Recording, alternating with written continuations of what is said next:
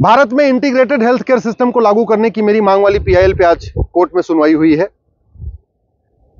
मेरी पीआईएल के बाद नीति आयोग ने एक 20 मेंबर की कमेटी बना दिया है जो भारत में इंटीग्रेटेड हेल्थ केयर लागू करने पे अपना एक मसौदा तैयार कर रहे हैं। हमने कोर्ट से यही कहा है कि जो विदेशी चिकित्सा व्यवस्था है इसमें एक बीमारी का इलाज करने पे 2 बीमारी और बोनस में मिल जाती है।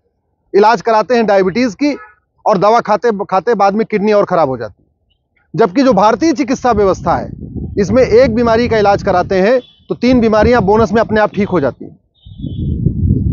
आज हजारों साल पहले जो महर्षि चरक ने चरक संहिता में लिखा, जो महर्षि पतंजलि ने योग सूत्र में लिखा, महर्षि सुश्रुत ने अपनी सुश्रुत संहिता में लिखा, महर्षि माधवकर ने अपनी माधवकर संहिता में जो लिखा, महर्षि वाग्भट ने जो अपनी किताब में लिखा, महर्षि भावप्रकाश ने अपनी जो किताब में लिखा, वो पढ़ाया बिल्कुल नहीं जाता है। उसको केवल आयुर्वेद के जो छात्र होते हैं उनको पढ़ाया जाता है। एमबीबीएस करने वालों को, बीएचएमएस करने वालों को या बाकी कोर्स करने वालों को न सुश्रुत संहिता पढ़ाई जाती है, न चरक संहिता पढ़ाई जाती है, न योगसूत्र पतंजलि का पढ़ाया जाता है, न सारंगधर संहिता पढ़ाई जाती है, न भावप्रकाश संहिता पढ़ाई जाती है, न माधवकर संहिता पढ़ाई जाती है। इसीलिए इतनी सारी बीमारियां चल रही हैं। बीमारियों का परमानेंट इलाज नहीं हो रहा है। हॉस्पिटल में भीड़ बढ़ी हुई है। लाखों करोड़ रुपए टैक्स पेयर का पैसा हेल्थ के ऊपर जा रहा है। इसके बावजूद बीमारियां कम नहीं हो रही हैं। इसलिए भारत में एक इंटीग्रेटेड हेल्थ केयर सिस्टम लागू किया जाए। हमारा यह कहना है कि जिन बीमारियों का इलाज योग प्राणायाम से ठीक हो सकता है, जिन बीमारियों का इलाज केवल मेडिटेशन से ठीक हो सकता है, जिन बीमारियों का इलाज नेचुरोपैथिक तरीके से ठीक हो सकता है, उसके लिए ऑपरेशन कराने की क्या जरूरत है? उसके लिए महंगे महंगे इंजेक्शन लेने की क्या जरूरत है? कोर्ट ने सुनने के बाद स्वास्थ्य मंत्रालय को, केंद्र सरकार के आयुष मंत्रालय को, केंद्र सरकार के वित्त मंत्रालय को नोटिस जारी किया है। महर्षि जो योग सूत्र है पतंजलि का, उसमें इतनी बढ़िया बढ़िया चीजें लिखी हुई हैं बीमारी ठीक करने का। आंखों की रोशनी बढ़ सकती है, आंखों का चश्मा उतर सकता है, ऐसी वहां पे व्यवस्था है। हाइड्रोसील का बिना ऑपरेशन के इलाज हो सकता है। घुटना बदलने की जरूरत नहीं, बिना बदले ही घुटना ठीक हो सकता है।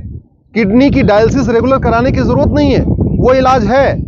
ऐसी बहुत सारी असाध्य बीमारियां जिनके लिए 10 लाख 15 लाख रुपए खर्च होते हैं बड़े बड़े हॉस्पिटल में, उन सारी बीमारियों का इलाज कुछ हजार में हो सकता है भारतीय चिकित्सा के जरिए। इसलिए मैंने कहा था, आज पतंजलि की तरफ से एक एप्लीकेशन आई है, जो पतंजलि रिसर्च सेंटर है हरिद्वार में, उन्होंने हमारी पीआईएल का समर्थन किया है और कोर्ट ने महर्षि जो पतंजलि रिसर्च सेंटर है उसको भी अब हमारी पार्टी में बाकायदा पिटिशनर बना दिया, को पिटिशनर बना दिया है। एलोपैथिक डॉक्टर की तरफ से एक पिटीशन आई है, वो हमारी पीआईएल का विरोध कर रहे हैं। आज कोर्ट ने उनकी याचिका को भी स्वीकार करके हमारे साथ जोड़ दिया है। तो अब हमारी याचिका के साथ एक पतंजलि रिसर्च सेंटर हरिद्वार की याचिका है जो बाबा रामदेव जी ने फाइल कराया है, आचार्य बालकृष्ण जी ने फाइल कराया है, वो हमारी याचिका का समर्थन कर रहे हैं। लेकिन एक एलोपैथिक डॉक्टर का समूह है, वो हमारी याचिका का विरोध कर रहा है। वो कह रहा है कि नहीं, ये नहीं होना चाहिए।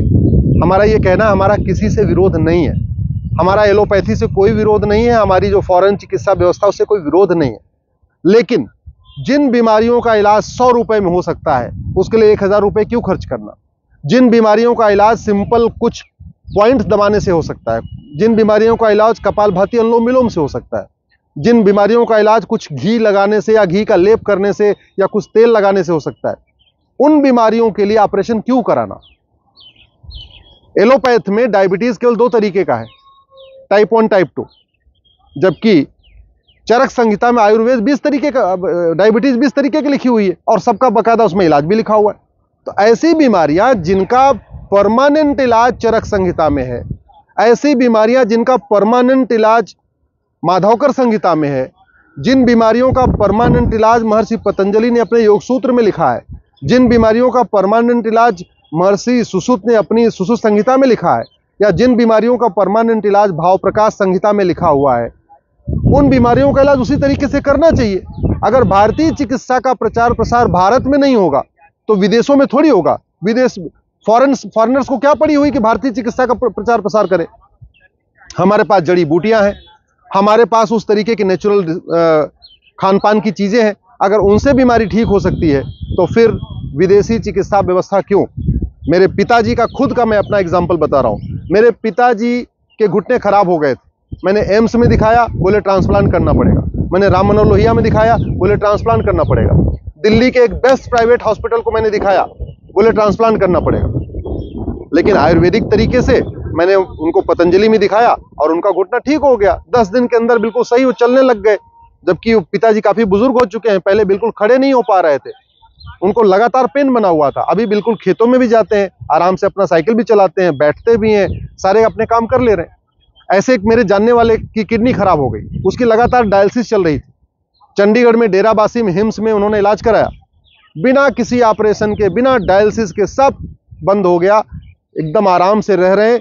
और वहाँ किया क्या, गर्म पानी में बैठा देते हैं हिम्स में 2 घंटे के लिए, उसके बाद सर नीचे पैर ऊपर करके थोड़ी देर जो बिस्तर का है पैर की तरफ 2 ईंट लगा देते हैं और कुछ और भी आयुर्वेदिक तरीके से उनका इलाज करते हैं और बिल्कुल सही हो गए, आराम से चल गए। इसलिए मेरा ये मानना है, जिन बीमारियों का इलाज आयुर्वेद के जरिए हो सकता है, नेचुरोपैथी के जरिए हो सकता है, योग प्राणायाम के जरिए हो सकता है, उसके लिए केमिकल खाने की ज़रूरत नहीं है, केमिकल इंजेक्शन शरीर में लगवाने की ज़रूरत नहीं है। वो तभी हो सकता है जब केंद्र सरकार एक इंटीग्रेटेड हेल्थ केयर सिस्टम लागू करे और मेडिकल के कोर्स में फर्स्ट ईयर में भाव प्रकाश संहिता, माधवकर संहिता, सारंगधर संहिता, सुश्रुत संहिता और चरक संहिता को कंपल्सरी पढ़ाया जाए। ये तभी हो पाएगा।